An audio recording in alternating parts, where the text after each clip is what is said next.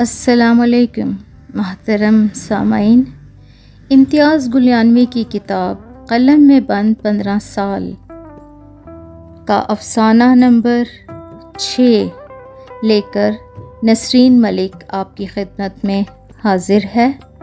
افسانے کا نام ہے مس گلیانوی، ایک نامکمل کہانی۔ میں ایک ادیب ہوں۔ میرے مضامین اخباروں اور رسالوں میں شائع ہوتے رہتے ہیں۔ میرے قارئین کا ایک بڑا حلقہ ہے جو پوری دنیا پر محیط ہے۔ مجھے اکثر قارئین کے خطوط بھی آتے رہتے ہیں۔ زیادہ تر خطوط تو تعریف کے ہوتے ہیں، کئی ایک میں مفید مشورے ہوتے ہیں اور کچھ میں تنقید بھی۔ میرا تعلق تحصیل گجرخان کے ایک قصبے گلیانہ سے ہے، لیکن آج کل میں اسلام آباد میں رہائش پذیر ہوں۔ میرے زیادہ تر خطوط گھر کے پتے پر ہی آتے ہیں۔ کئی خطوط میرے اسلام آباد کے پتے پر بھی آتے ہیں۔ ہاں، میں آپ کو بتانا بھول گیا کہ میری طرف آنے والے خطوط میں سے 80% خواتین کے خطوط ہوتے ہیں۔ پتہ نہیں انہیں میری تحریریں پسند ہیں یا کوئی اور وجہ ہے۔ تقریباً سبھی خواتین نے اپنا نام پتہ ضرور لکھا ہوتا ہے، بلکہ کئی ایک تو ساتھ فوٹو بھی بھیج دیتی ہیں۔ زیادہ تر کالج کی طالبات کے خطوط ہوتے ہیں، مگر میں نے کبھی کسی بھی خط کا جواب نہیں دیا، کیونکہ مجھے کہانی بننے کا نہیں بلکہ کہانی لکھنے کا شوق ہے۔ زیادہ تر خط لکھنے والے خط کا جواب نہ ملنے پر خاموش ہو جاتے ہیں۔ کچھ یاد دہانی کے طور پر دوسرا خط بھی لکھ دیتے ہیں، مگر جواب ملے بغیر تیسرا خط لکھنے والوں کی تعداد بہت ہی کم ہوتی ہے۔ ایک دن مجھے ایک خط ملا جو انتہائی خوبصورتی اور محنت سے لکھا گیا تھا۔ لکھنے والی لڑکی نے میرے متعلق سب کچھ لکھا تھا، جس سے ظاہر ہوتا تھا کہ وہ مجھے جانتی ہے، بلکہ اچھی طرح جانتی ہے۔ خط میں جس جگہ پر بھی میرا نام آیا تھا وہ گاڑھے سرخ سیال سے لکھا ہوا تھا، جبکہ باقی خط نیلی روشنائی سے لکھا گیا تھا۔ بعد میں مجھے پتہ چلا کہ وہ سرخ سیال دراصل خون تھا۔ میں اس لکھنے والے کی دیوانگی پر حیران تھا کہ یہ کون ہے۔ خط کے اندر اس نے اپنا نام و پتہ نہیں لکھا تھا، فقط مس گلیانوی لکھا تھا۔ گلیانوی چونکہ میرا تخلص ہے، جو کہ میں نے اپنے پیارے گاؤں گلیانہ کی مناسبت سے رکھا ہے، اس لیے مجھے حیرانی ضرور ہوئی۔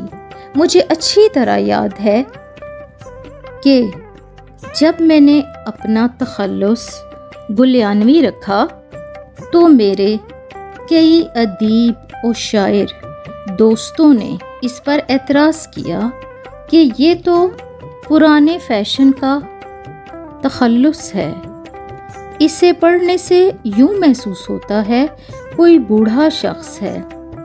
مگر میں نے کسی کی بات نہ مانی اور گلیانوی تخلص ہی اپنائی رکھا، کیونکہ میری خواہش تھی کہ جو بھی مجھے پہچانے میرے گاؤں، میری مٹی کے حوالے سے مجھے پہچانے۔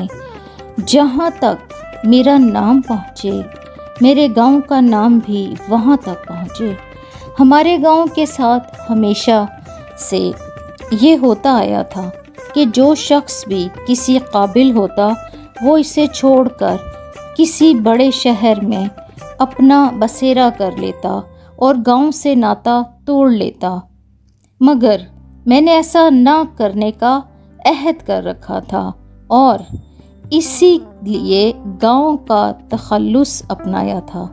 مجھ سے پہلے یہ لفظ کسی نے نہیں اپنایا تھا، مگر میرے بعد کئی نوجوان اپنے نام کے ساتھ گلیانوی لکھتے ہیں، جو مجھے بہت اچھا لگتا ہے، مگر کسی لڑکی کا مس گلیانوی لکھنا مجھے عجیب سا لگا۔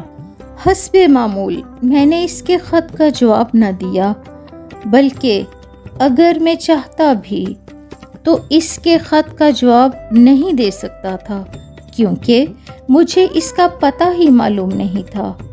کچھ دنوں کے بعد مجھے اس کا دوسرا خط ملا۔ یہ خط پڑھ کر میری حیرانی دو چند ہو گئی کہ محترمہ کیا لکھ رہی ہیں۔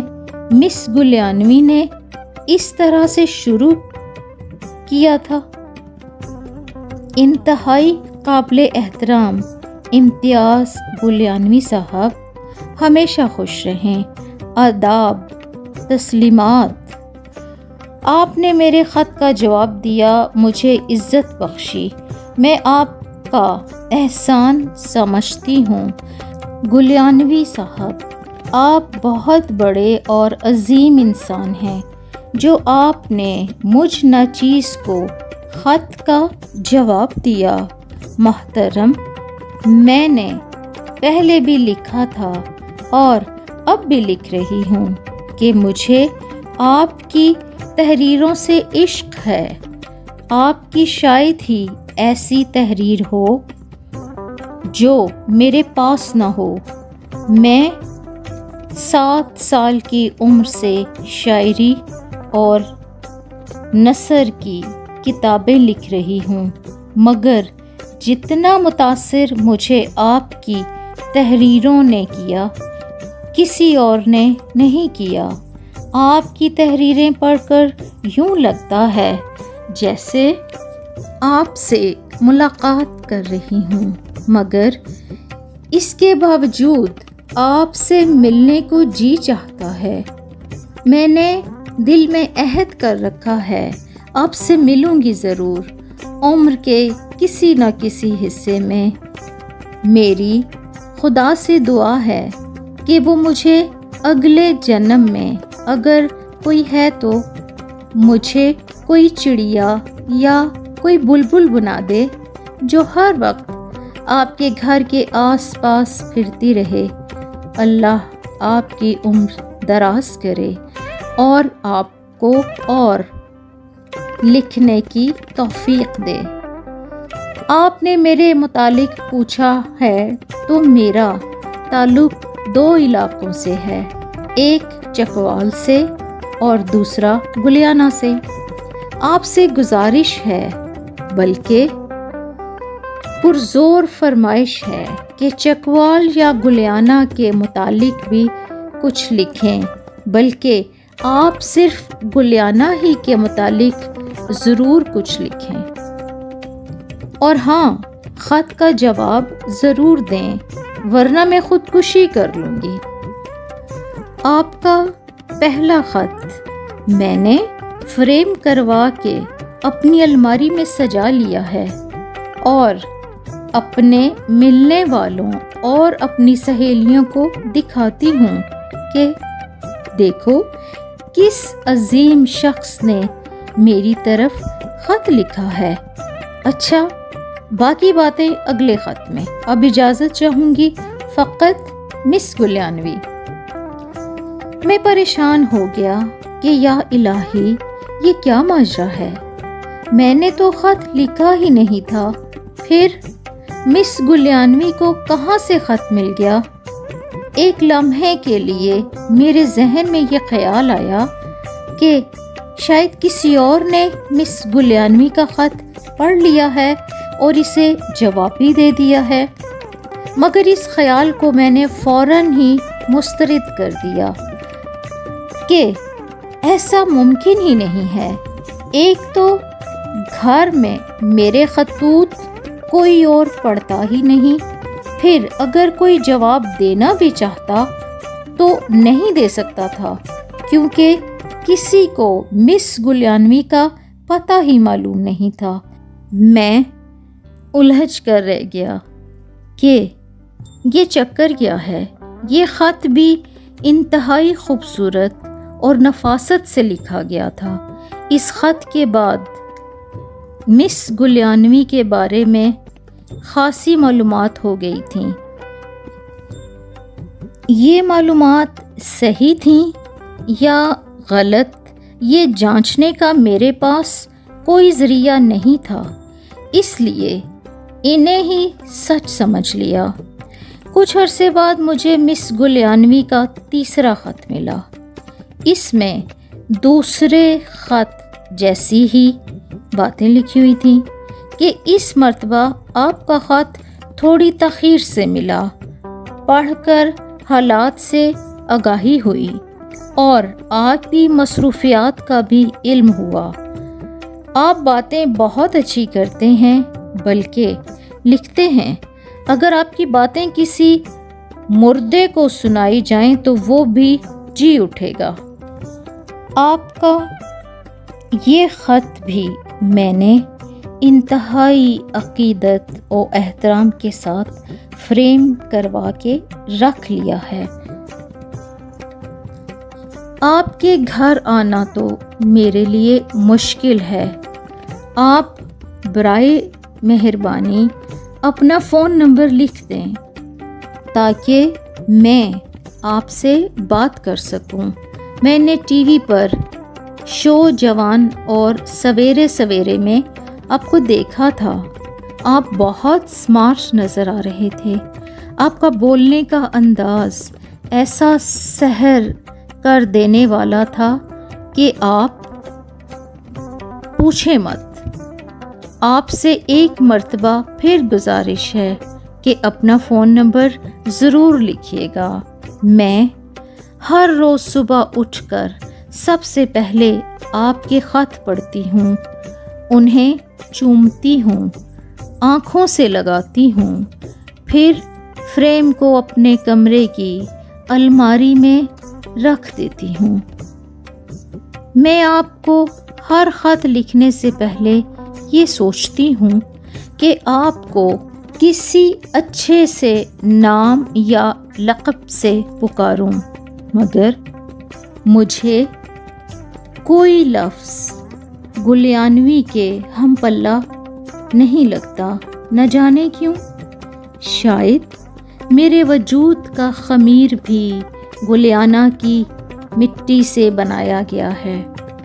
آپ بھی سوچتے ہوں گے کہ یہ کیسی عجیب لڑکی ہے جو اس طرح کی باتیں کرتی ہے، مگر گلیانوی صاحب میں ان لوگوں میں سے ہوں جن کے خیالات ان کے خیالات سے بالکل مختلف ہوتے ہیں، اور آپ کو تو پتہ ہی ہے اس کائنات میں اس سے بڑا مظلوم کوئی نہیں۔ پھر لکھ رہی ہوں، فون نمبر ضرور لکھنا، فقط مس گلیانوی۔ مس گلیانوی کا وہ خط پڑھ کر مجھے رات بھر نیند نہ آئی کہ الہی یہ کیا ماجرا ہے۔ میں نے تو اسے ایک خط نہیں لکھا، یہ خط اسے کیسے مل رہے ہیں؟ کبھی کبھی تو مس گلیانوی مجھے کوئی پاگل سی لڑکی لگتی۔ ہم دونوں میں صرف ایک رشتہ تھا، میں مسٹر گلیانوی تھا اور وہ مس گلیانوی، اور بس۔ ہاں، مجھے مس گلیانوی کا یہ مشورہ ضرور پسند آیا کہ میں گلیانا کے بارے میں کچھ لکھوں، کیونکہ گلیانا میری جائے پیدائش بھی ہے اور جائے رہائش بھی، اس لیے گلیانا کا مجھ پر بھی کچھ حق بنتا ہے۔ گو کہ تاریخ میرا موضوع نہیں تھا، اس کے باوجود میں نے دن رات ایک کر کے لائبریریوں کی لائبریریاں کھنگال ڈالیں، دنیا میں تقریباً ہر ملک میں ہر اس شخص سے رابطہ کیا جس کے بارے میں پتہ چلا کہ اس کو گلیانہ کے بارے میں کوئی معلومات حاصل ہیں۔ بڑی تگ و دو کے بعد میں گلیانہ کے بارے میں یہ مضمون تیار کرنے میں کامیاب ہو گیا۔ گلیانہ میری جائے پیدائش بھی ہے اور جائے رہائش بھی۔ گلیانہ اسلامی جمہوریہ پاکستان کے دارالحکومت اسلام آباد سے 65 کلومیٹر کے فاصلے پر خطۂ پوٹھوہار کے دل گجرخان میں واقع ہے۔ گلیانہ پہلی مرتبہ کب آباد ہوا اور کس نے آباد کیا، اس سلسلے میں تاریخ بالکل خاموش ہے۔ تحقیق کے بعد یہ ضرور پتہ چلتا ہے کہ گلیانہ کئی مرتبہ اجڑا اور بسا، اور تاریخ ہمیں یہ بھی بتاتی ہے کہ جب سلطان محمود غزنوی نے ہندوستان پر حملہ کیا اس وقت بھی گلیانہ آباد تھا۔ گلیانہ کا نام گلیانہ کس طرح پڑا، اس سلسلے میں بھی کئی روایتیں مشہور ہیں۔ ایک روایت کے مطابق سب سے پہلے یہاں 2 میاں بیوی آ کر آباد ہوئے۔ میاں کا نام گل تھا اور بیوی کا نام دجانہ۔ اسی نسبت سے یہ علاقہ گل دجانہ کے نام سے پکارا جانے لگا، جو بگڑ کر گلیانہ بن گیا۔ ایک اور روایت کے مطابق تباہ ہونے کے بعد اس علاقے کو گل خان گکھڑ نے از سر نو آباد کیا اور اپنے نام کی مناسبت سے اس علاقے کا نام گلیانہ رکھا۔ گلیانہ 2 الفاظ کے مجموعے سے بنا ہے، گل اور یانا۔ گل فارسی زبان میں پھول کو کہا جاتا ہے اور یانا سنسکرت زبان کا لفظ ہے جس کے معنی ہے نگری۔ اس طرح گلیانہ سے مراد ہے پھولوں کی نگری۔ تاریخی کتب کے عمیق مطالعہ کے بعد گلیانہ کی تاریخ کو 3 ادوار میں تقسیم کیا جا سکتا ہے۔ پہلا دور مسلمانوں کی آمد سے قبل کا دور ہے، جس کے بارے میں ہمیں تاریخ سے زیادہ معلومات حاصل نہیں ہوتی۔ ہاں، اتنا ضرور پتہ چلتا ہے کہ مسلمانوں کی بر صغیر آمد سے قبل بھی گلیانہ آباد تھا۔ دوسرا دور مسلمانوں کی آمد سے شروع ہو کر انگریزوں کی آمد تک جاری رہتا ہے۔ اس دور میں گلیانہ سرکار سندھ ساگر میں شامل رہا۔ یہ دور گلیانہ کی تاریخ کا سنہرا دور کہا جا سکتا ہے۔ اس دور میں گلیانہ کو جو اہمیت و حیثیت حاصل تھی وہ کسی اور علاقے کو حاصل نہ تھی، بلکہ خود گلیانہ بھی آج تک وہ مقام حاصل نہ کر سکا۔ عہد مغلیہ کے بعد بھی سکھوں کے عہد تک اس پورے علاقے کے قانون گو گلیانہ کے رائے زادے تھے، جو تمام دیہات کا مالیہ وصول کر کے اس کا ریکارڈ رکھتے تھے۔ عہد مغلیہ میں گلیانہ میں ہی اس علاقے کا پہلا فارسی مدرسہ قائم کیا گیا اور خطۂ پوٹھوہار کی پہلی لائبریری بھی گلیانہ میں ہی قائم کی گئی، جس میں بر صغیر پر لکھی جانے والی تاریخ کے علاوہ بے شمار دیگر علمی و ادبی کتب بھی تھیں۔ اس دور میں گلیانہ کا شمار علاقے کے خوبصورت ترین اور زرخیز ترین علاقوں میں ہوتا تھا۔ گلیانہ کے 3 اطراف میں جنگل تھا، جہاں پر باز، تیتر اور خرگوش بکثرت پائے جاتے تھے۔ تیسرا دور انگریزوں کی آمد سے شروع ہو کر تاحال جاری ہے۔ یہ دور گلیانہ کے زوال کا دور ہے۔ سکھوں نے پنجاب پر قبضہ کرنے کے بعد گلیانہ پر قبضہ کرنے کے لیے حملہ کیا۔ اہل گلیانہ نے سخت مقابلہ کیا مگر شکست کھائی۔ سکھوں نے فتح کے بعد گلیانہ میں سخت تباہی مچائی اور گلیانہ میں موجود تاریخی عمارتوں کو سخت نقصان پہنچایا، بلکہ اکثر کا تو نام و نشان تک مٹا دیا۔ یہ عظیم گلیانہ کے زوال کی ابتدا تھی۔ پھر جب انگریزوں کے دور میں گجر خان کو تحصیل کا درجہ دے دیا گیا، گجر خان میں پنڈی اور ریلوے اسٹیشن قائم ہو گیا، تو گلیانہ کی اہمیت خاصی کم ہو گئی اور اس کے عظیم گلیانہ بننے کے امکانات تقریباً ختم ہو گئے۔ مگر اس کے باوجود آج بھی گلیانہ اپنی ایک الگ پہچان رکھتا ہے۔ گلیانہ کی 70% سے زائد آبادی تعلیم یافتہ ہے اور جتنے معلم اس خطے کو گلیانہ مہیا کر رہا ہے، گزشتہ کئی صدیوں سے کوئی اور علاقہ نہیں کر سکا۔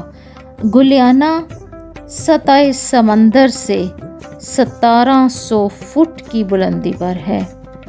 گلیانہ میں سالانہ بارش تقریباً 28 انچ ہوتی ہے، جس کی وجہ سے یہاں کی زمینیں بہت زرخیز ہیں۔ گلیانہ کی آب و ہوا بھی بڑی لطیف ہے۔ یہاں سردیوں میں کم سردی ہوتی ہے اور گرمیوں میں کم گرمی ہوتی ہے۔ پھر موسم گرما میں اکثر بارشیں ہو جاتی ہیں جو گرمی کی شدت کو کم کر دیتی ہیں۔ تاریخی لحاظ سے تو گلیانہ کو ماضی کی طرح شاندار بنانا شاید ممکن نہ ہو، لیکن اگر اہل گلیانہ تھوڑی سی کوشش کر کے اسلامی، اخلاقی اور سماجی لحاظ سے گلیانہ کو یقیناً شاندار بنا سکتے ہیں۔ میرا مضمون گلیانہ تاریخ کے آئینے میں جب اخبار میں شائع ہوا تو اس سے چند دن بعد مس گلیانوی کا ایک اور خط آ گیا۔ اس خط کا انداز بھی ویسا ہی تھا، حیران کر دینے والا، چونکا دینے والا۔ اس مرتبہ بھی مس گلیانوی نے خط اسی فقرے سے شروع کیا تھا کہ آپ کا خط ملا۔ اس خط میں ایک اور بھی توجہ طلب بات تھی کہ مس گلیانوی نے لکھا تھا کہ آپ کا بہت بہت شکریہ، آپ نے مجھے اپنا فون نمبر لکھ بھیجا، میں فلاں دن فلاں وقت آپ کو فون کروں گی۔ خط ہی مجھے پریشان کرنے کے لیے کیا کم تھے کہ اب فون بھی آئیں گے؟ میری تو راتوں کی نیند حرام ہو گئی، خدا جانے اب کیا ہوگا۔ چند دنوں بعد واقعی مس گلیانوی کا فون آ گیا۔ خطوط کی طرح اس کا باتیں کرنے کا بھی اپنا ہی انداز تھا، سب سے الگ اور سب سے جدا۔ بس میری تعریفیں ہی تعریفیں کیے جاتی تھی۔ میرے بارے میں اسے اتنا کچھ معلوم تھا جو کہ شاید خود مجھے بھی معلوم نہ تھا۔ خدا جانے اسے اتنی معلومات کہاں سے حاصل ہوئی تھیں۔ میں جب بھی اس سے پوچھتا میرے بارے میں یہ سب باتیں اسے کہاں سے اور کس طرح پتہ چلی ہیں تو وہ ہنس کے ٹال دیتی۔ ایک دن میں نے اس سے پوچھا کہ میری طرف جب تم خط لکھتی تھی تو پتہ بھی نہیں لکھا ہوتا تھا، پھر تم اگلے خط میں یہ کیوں لکھتی تھیں کہ آپ کا خط ملا؟ میرا لکھا ہوا خط بھلا تمہیں کیوں کر مل سکتا تھا؟ میری اس بات کو بھی اس نے حسب معمول ہنس کر ٹالنے کی کوشش کی، مگر جب میں نے ضد کی تو اس نے بتایا کہ میری سہیلیوں نے آپ کو خط لکھے مگر آپ نے جواب نہ دیا۔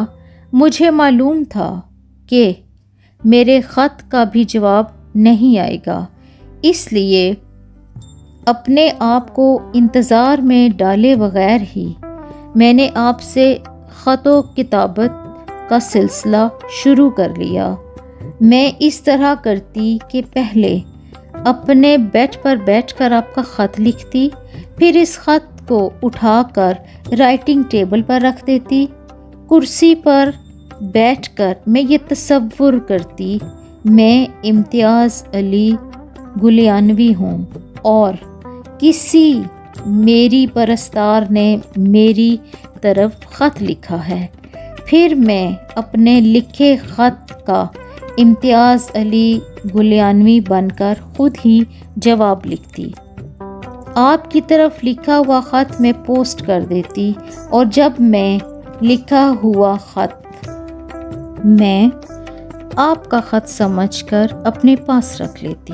میں اپنے خط میں نام و پتہ اس لیے نہیں لکھتی تھی کہ آپ کو جواب دینے کی زحمت نہ کرنی پڑے۔ اس کی باتیں اسی طرح کی حیرت انگیزیوں سے بھری ہوتی۔